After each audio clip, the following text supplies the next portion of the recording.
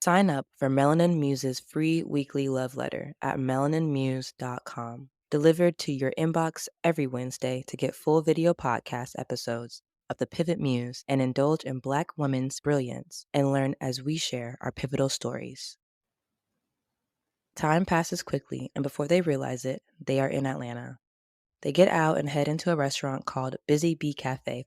Busy Bee is a historic Black woman-owned breakfast spot and one of the most famous restaurants in Atlanta.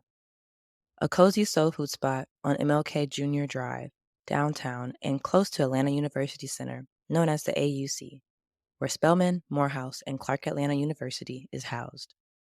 They have a 45-minute wait, so they head outside to chill. Ebony and Tina decide to practice some dance routines and draw attention from some other patrons waiting outside. Trina looks at Mark and laughs. "They do this all day," Trina says. After breakfast, they venture out to sightsee.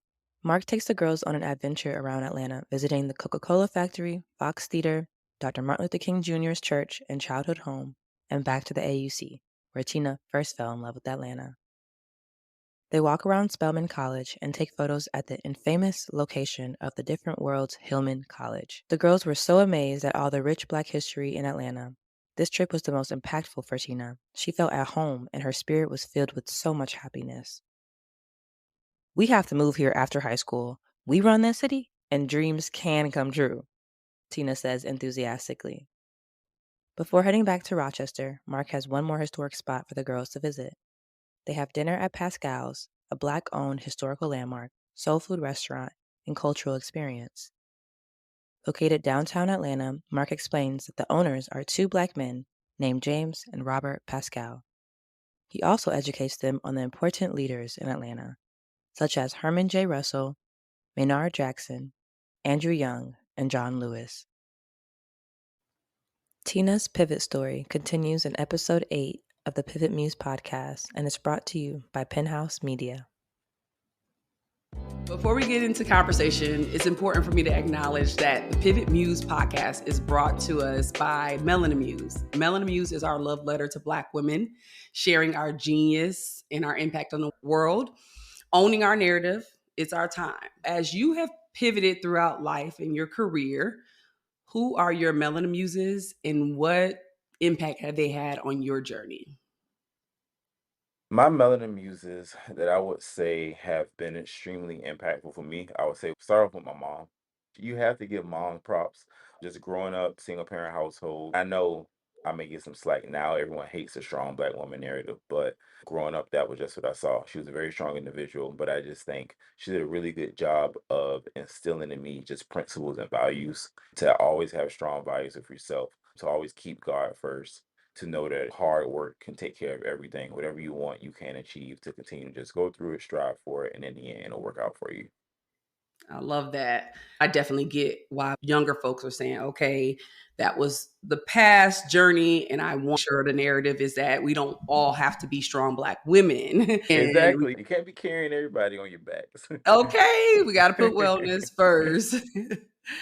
So the Pivot Muse brings you curated stories and advice from global professionals on making one of life's most important decisions, which is the pivot. I'm your host, Natina Marie, and our guest today is Torrance, founder of The Active Dad and proud father of Landon and Lennox. Thank you Yes. so much for joining me. Thank you guys for having me. It's a pleasure, and I'm just thankful for the opportunity to join you guys. Absolutely. Let's get real. I'll start off with something that I thought was really beautiful. Okay. And that will be, I want to just read this affirmation, if you don't Okay. mind. This is day 8 of your affirmations book, Okay. remaining grateful through the storm. Some days I'll be tired. Some days I want to give up. It's okay not to be okay. But remember, your child needs you and depends on you. As men, we often carry the weight of the world on our shoulders. From leading our families, professional careers, and communities, we have to deal with a lot. It's okay not to be okay, and it's okay to need time to get yourself together mentally. You are not alone in this fatherhood journey. If you have a dad tribe, then I suggest you lean into those who are within your same situation as you If that isn't enough, don't be afraid to seek therapy. Yeah. And so, before we really get into your journey, I thought one, I love the Dad Affirmations book Appreciate and it. the fact that you not only curated these affirmations, but these daily activities for Yeah. dads, fathers, Black fathers to reflect on their day, Yeah. reflect on their feelings. I would love to start off with, how did you become more aware of your mental health and wanting to Yeah. promote positive mental health and positivity around therapy for Black men? Honestly, someone who I look up to is Charlemagne from the Breakfast Club. So just seeing him on his journey, he's been very adamant about going to therapy. It was something that I wanted to do previously, but after really hearing his story and I actually read his book, Shook One, around his Black mental health, I took the steps to say, you know what, let's go to therapy. Let's learn a little bit more about yourself. I think it took for me, because I'm originally from Savannah, Georgia. When I relocated to Charlotte, I literally had a plan. I'm going to move financially, get in a better job situation, propose to my now wife, buy a house. Like I had this list of things that I want to do.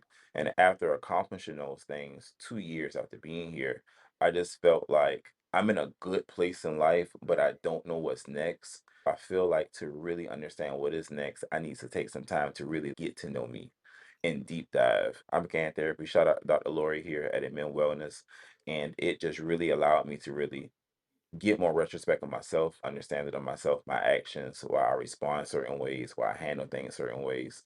And I was able to pinpoint things that I think I should improve and things that I think this is good, but you make a tweak that as well. And since then, I've just been very adamant, guys, go to therapy, figure it out. I really love that. Your work is inspirational because we definitely need more passionate Black men about making sure that these narratives around fatherhood and just being a Black man and your role in the family to fight against the other images that are out here. How was it for you growing up in a single family household in Savannah, Georgia, and how's that shaped your life today? We had a lot of good times. It allowed me to see, I would say, very transparent, just the struggles and things that my mom would go through. What I oftentimes tell people, I was in a single parent household, then my mom was married for about 6 years. Then she got divorced. So it was like single parent, married life. All right, back to single parent household situation after that. It allowed for me to just kind of see at an early age real life situations. Like my mom, she did a good job of doing her best. I just tweeted the other day because I saw someone shaming single parents. I remember like having to wipe my mom tears at times, like growing up. I can remember when my mom was going through divorce and we were, I don't like to say the word homeless, but we were like living from like house to house, living with different people, which is technically homeless. I literally remember like talking to my mom. She was just at that standstill, and I'm asking her as we staying at one of her friends' house, like, "Hey, you know what? Did you like go apply for the apartments? Like, do this?" And she was just like, we don't have the money, and I don't know what we're going to do. Seeing those type of situations at a really young age, I think for me just really lit a fire in me, like to grind, because I just knew, because of the sacrifices and struggles that my mom made when I had kids and I had my own family, I would never want my kids to really experience a lot of that. Because as an adult, I now feel that because of some of those situations, I mentally had to mature and grow up quicker than some of my friends Right. did. Right. That's true. I have shared experiences, so I know.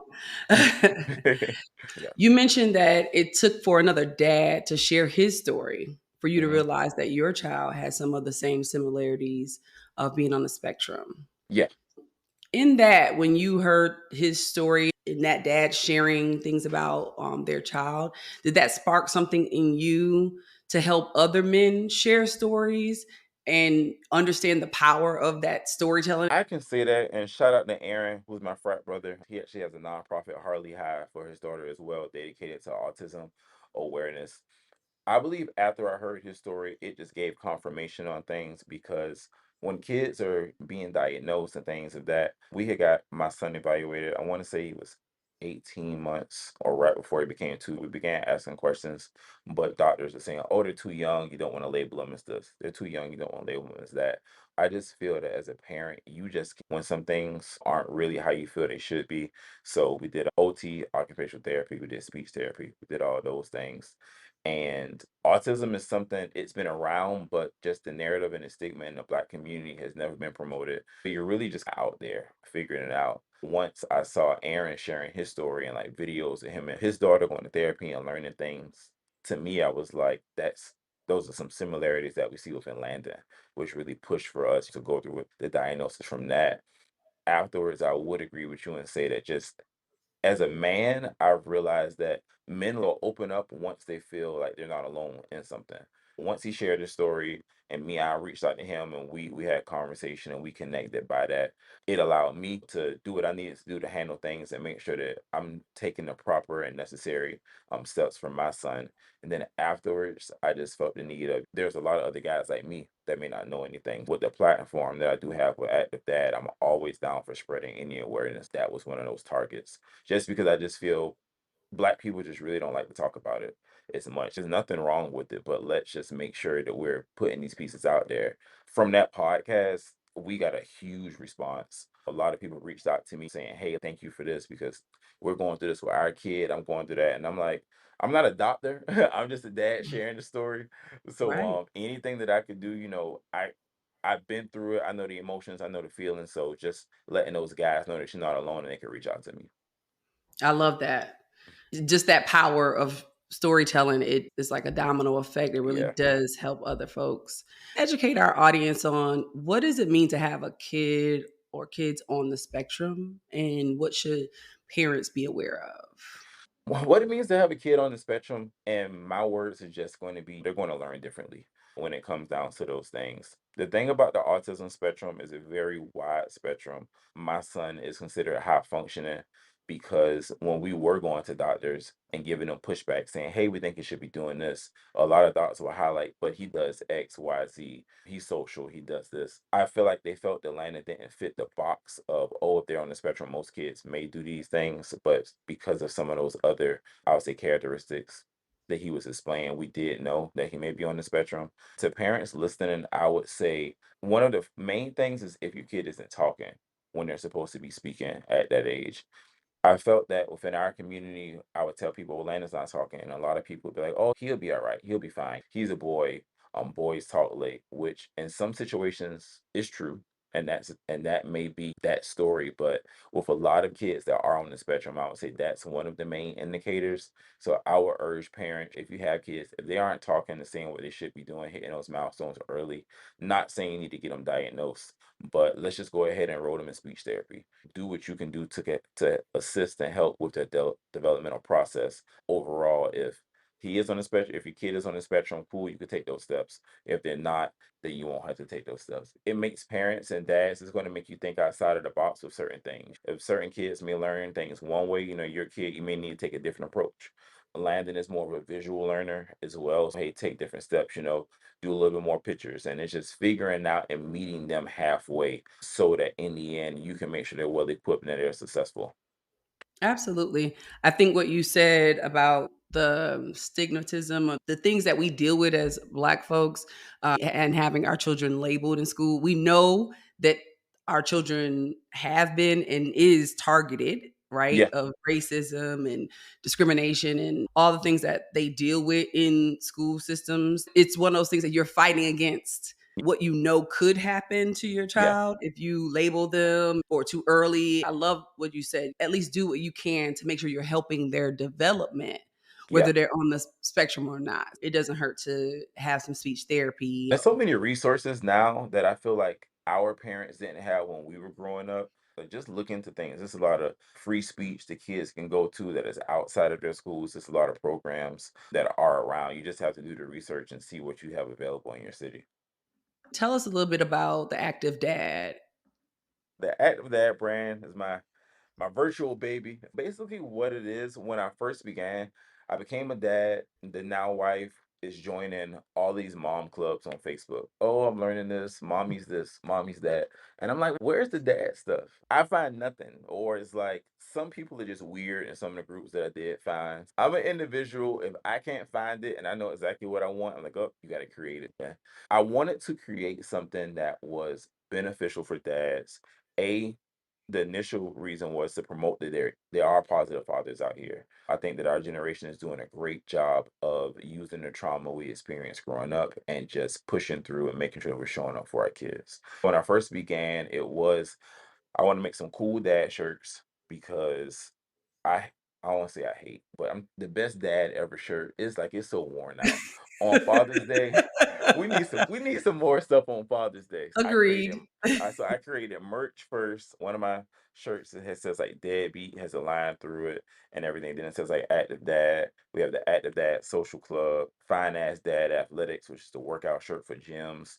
So stuff like that. I want to create things that guys could be proud of being a dad, but then also not feel cheesy and also just push out and show those positive images. I feel that over these last 2 going on 3 years, it shifted from wanting to change the narrative by pushing it, and I feel like that's out there now to where now I'm really focusing on just creating like fatherhood community because I've just Mhm. realized that as guys, we just really need that, and a lot of individuals may not know good dads, or they may not have guys that are around them that are fathers. Creating that community. Shout out to the Active Dad Social Club and the dad tribes that we have going on, just so guys can have a community of fathers to lean on. I love that. Building community around Black fathers and Black Yeah. men is necessary. You went out there, you're like, well, wait a minute, y'all got moms, everything. And we do. We really do. Yeah. But it take men like yourself to notice that there's something missing and to like really create space for men. As a father Mhm. raising a child with autism, what are those things you've had to pivot from in order to adapt to his parenting needs? I would say just pivoting from what you think parenting looks like. Because when you have kids, you've already made up, oh, I'm going to have my son, they're going to do XYZ. When you have your daughter, they're going to do XYZ. Having to pivot from, okay, well, this was my way of thinking, and just knowing that I may need to aid my son a little differently. I need to pivot and change those necessary adjustments when it comes to those things. One thing that I've realized and what Landon has taught me is just patience, consistency, because once you do things over and over and with repetition, he does really good and he catches on to those things as well. Something that I did share when me and Gavin were speaking on the Black Fathers podcast is just gravitate towards whatever they like or whatever they're into. My wife was really good with that. Landon loves animals, so he goes to the zoo, been to the aquarium. He has a collection of all these toys of animals because he will sit and watch National Geographic half the day, and then he wants to educate everybody on do you know this kind of snake? Do you know this kind of owl? I'm just like, may not be daddy's thing, but it's your thing. So we're gonna run with this and do what you have to do from there. That's beautiful. I love that. Lean into what they take interest in too. Yeah, As we talked about these negative depictions of Black men in the media and entertainment, yeah, a lot of these narratives were started years ago when white folks intentionally targeted Black men and wanted to separate Black families. yeah. How has these negative images of Black men and Black fathers affected you personally? And how does that fuel your passion with the Active Dad brand? Something that I can say I believe affects personally is I'm trying to say this without coming off the wrong way, but I feel because there is this historical timeline of Black fathers not being present and things of that nature. I do feel sometimes when there's conversation around parenting with moms and dads that moms get more sympathy than the dads do. I've heard myself that guys don't need community for anything. It's really weird. It's to me, it's like the craziest stuff. Basically, what I can say is, for example, like in our dad tribes, we have different conversations around different things. And sometimes the guys that are handling their business and doing what needs to be done, they're tired.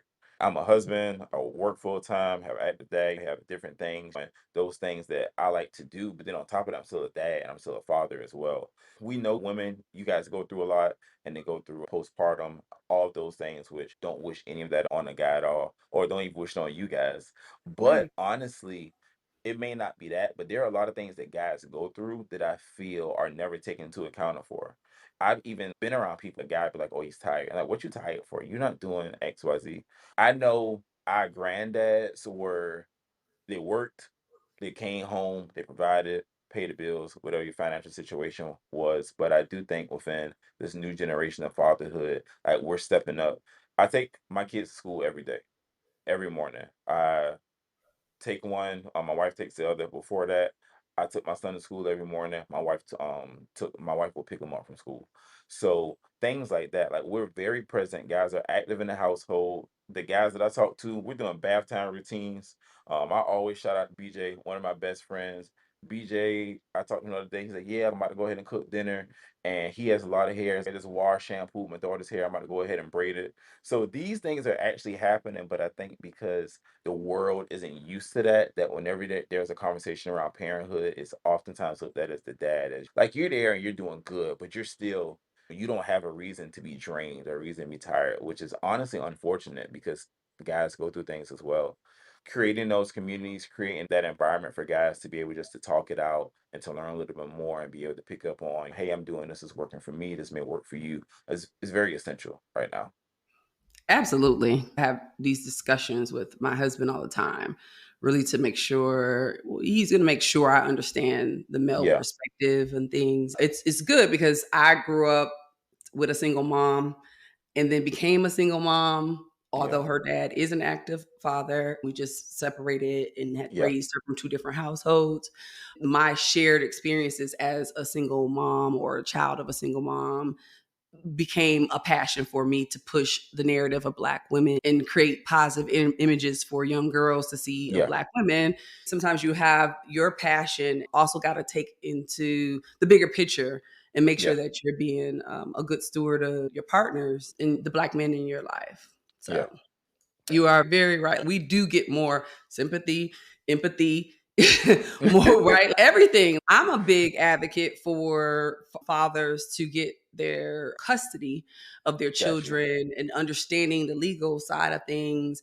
I always thought it was very sad to hear because women inherit custody when they use that privilege and power to keep Yeah, the children from their fathers. That is something that has hurt me. Let's talk about how do you make sure that you can always stay present in your child's life? got you. You and your team, or if it's a team of one, Yeah. listen, and the support of your wife. Yeah. Listen, I understand. Either way, I just love the events you've curated in the past. And Yes. I see that you have things coming up and you're pushing through this pandemic to really Yeah. keep this brand alive. Really, really happy about that.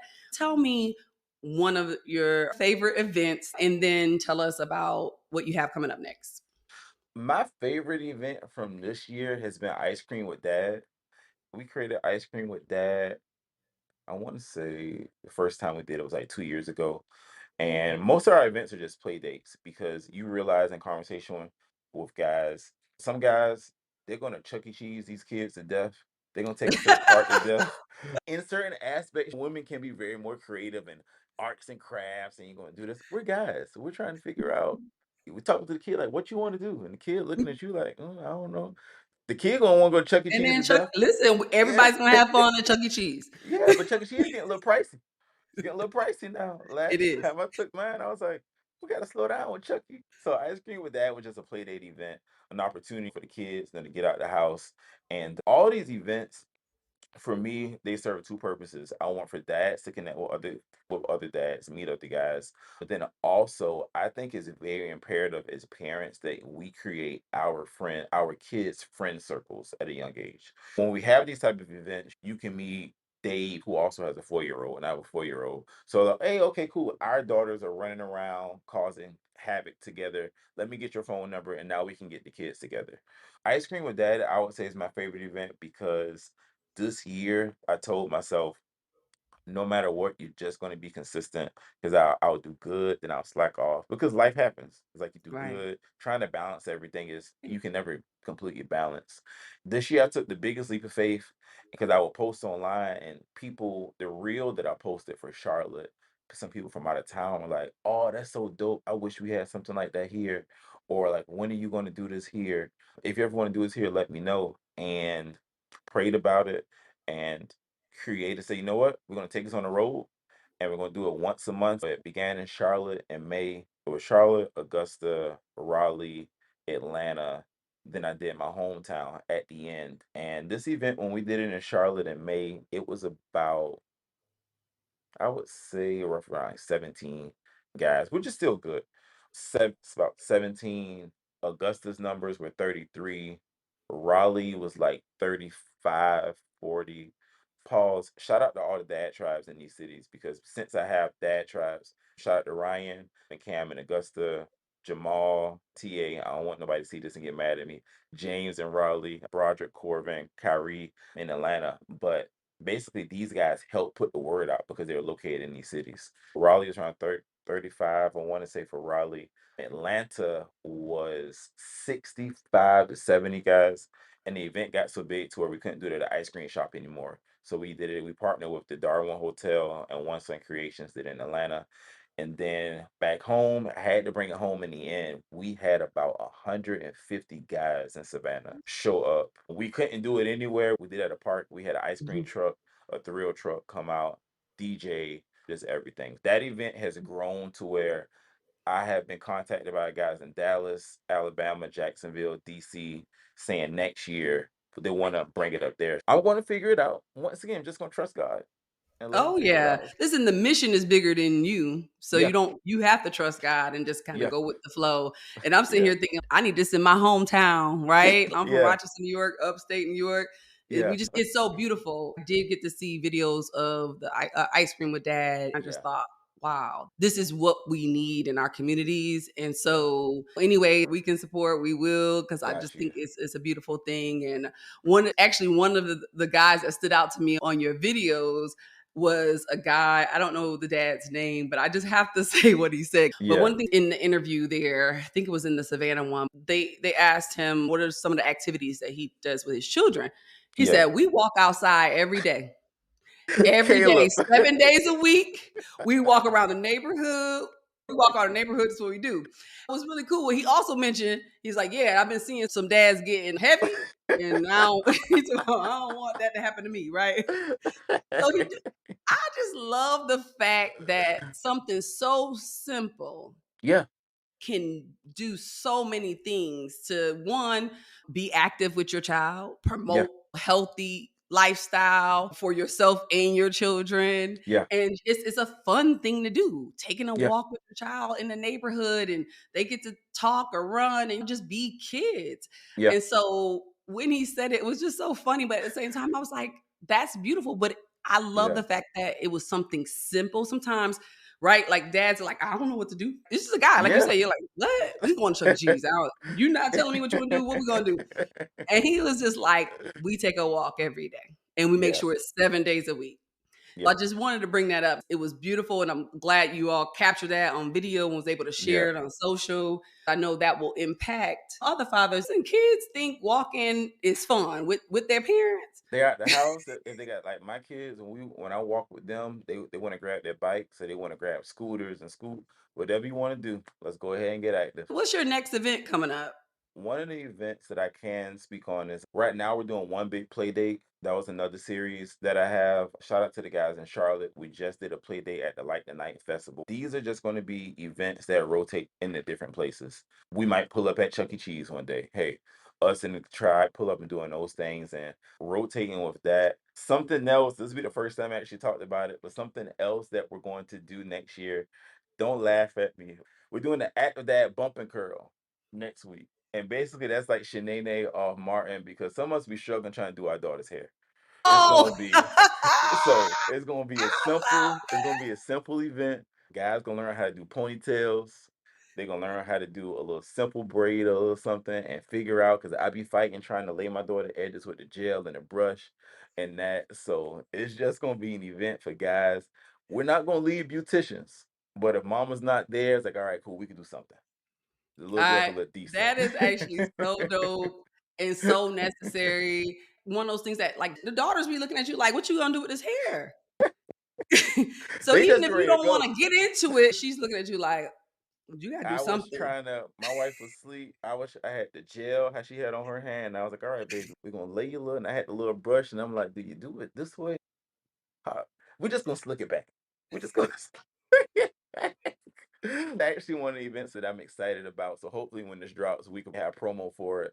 I'm gonna partner up with somebody, and we're gonna figure out how to get these just basic essentials so your daughter don't look crazy when y'all here. Right, right. I love it. That's so creative and just so necessary. And I'm sure you're gonna get a lot of dads to come out to an Yeah. event like that and really have a good time. Yeah. Because people are gonna be laughing and everything. It's gonna be a Yes. good time. Couple more questions, then we'll jump into pivot or push. Okay. So, where do you see yourself, your business ventures in the next 5 years? And are there other spaces you want to pivot into? That's a good question. 5 years from now, I see the brand just really expanding nationwide. My goal with creating these dad tribes in each city is going to be that, I guess you can call it the headquarters or whatever. We would have basically all the events that we can filter. We can do them at one time, but then once things really get the ball rolling, they can say, hey, at Raleigh, guys, like y'all can go ahead and do what you want to do. Like any other events you want to do, create it that way. During the pandemic, we did do Activate, which was the Fatherhood Virtual Summit, which was really good. Doing that in person, annual dads conference. You could just come learn about financial, mental health, physical health, just literally everything, just for dads and also for their kids. That's something else that I see for the business. There's a lot of just different sectors that I really want to break up under that umbrella and build. Our plan is going to be the Stay Active initiative. That's basically going to be around fitness. So we can have guys like doing workouts. We've done it twice. We do the No Dad Bar Challenge twice a year. It's basically 30 days, create your own diet, pick those things, and guys work out. And we have, groups to, motivate each other, and we post workouts on a daily basis. But really just deepen in and looking into the fitness aspect for kids and for dads. And then also just continue to tie in that mental health aspect and having therapists on hand that would be like resources through active that I think everything that men need. I just want to be like a one-stop shop for resources.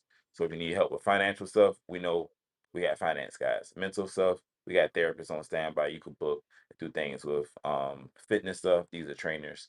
And then everything on the fatherhood, you just have the whole community for you. Oh, this is wonderful. I love your vision with this, Yeah. and I definitely will be rooting for you. Thank you. Absolutely. One last question, and we're going to do pivot or push. Okay. So, this podcast is really for people to understand how they make pivots and how they master the art of pivoting. It's just really navigating through life and Yeah. making those right decisions. Sometimes you are deliberating. What do you feel like has been your biggest pivot you had to make, whether that's a pivot in the way you're thought or an Mhm. actual decision you had to make for your family or yourself? One of the biggest pivots that I've had to make has been not being as hard on myself and knowing that everything is going to work itself out. I'm a control freak, so I want everything a certain way, and it has to work out this way, and it has to do that. And operating in that during that time period, I was just exhausted because I'm literally like just not taking care of myself in the right way and not filling myself up. This year alone has taught me slow down. You can do everything you said you're going to do, you can do it, but there's a time and a season for everything. That's just the advice that I would give anyone. If you're overly ambitious, whatever you want to accomplish, you can get those things done, but just figure out what's priority in that season, focus on that, work, build on that, and then from there, just take your time and just work around all of the things that you want because it's all going to work out in the end, but it may not work out how exactly you expect it to. But sometimes that may be greater. It may not have worked out that way, and that's because you're going to figure it out a more efficient way and more smooth for you in the end. I love it. That's great advice. Okay, really quickly, let's play Okay. pivot or push. Okay. First scenario, you're entering the workforce at 22. You're drawn to the gig economy, which is a big thing now because of the flexibility, and you're considering a pivot towards freelancing versus sticking with your 9 to 5 job. You weigh the pros and cons. Do you pivot or push? I would say younger me would have pushed because I'm just like, you need stability. You need that 9 to 5. Like, you're gonna be crazy out here following your dreams. Knowing what I know now of experience in life, I would say pivot and just do it. Because if you're young, you have that, I don't know, if they don't have any kids or anything, you have kind of a little bit more free range to make those mistakes and learn. I love it. All right, so now you're 30 and you find yourself caught in a rent or buy dilemma for your new home. You don't have Okay. substantial savings, but you have the option to cash out on your modest investment portfolio of $30,000, which would take care of your down payment. Balancing again financial stability versus your housing aspirations. You deliberate on whether you pivot and cash out so you have your home now or you push through and save for later. Pivot or push? I would have to pivot, run it up. Just go ahead Yep. and do it. Especially with the housing market these days. Like, it's crazy. Pivot, refinance. The rate's too high, pivot. If you got the bread, let's go ahead and do it. You can refinance. So you're saying you can also build up your portfolio again. So you're Yeah, gonna take that investment, buy a home, exactly. and start Because over. I'm really big on if you did it before, you can do it again. Like, Mhm. life and your experiences give you the blueprint to really everything you did right or everything you did wrong. So do that, figure it out. If the house don't work out, you can always sell it, rent it out. Now you got an Airbnb. Back in your apartment with your Airbnb and you get your money back. Listen, what you just gave was like 2, 3 other pivots that you could make, right? Yeah. You're taking a chance. I love it. All right, one last question. Okay. Pivot or push, with your child expressing a strong interest in unconventional extracurricular activities, you face the choice of pivoting towards supporting their passion or adhering to more traditional paths, which I think I know the answer to this. Yeah. Balancing the potential of nurturing unique talents versus societal expectations. Do you pivot or push?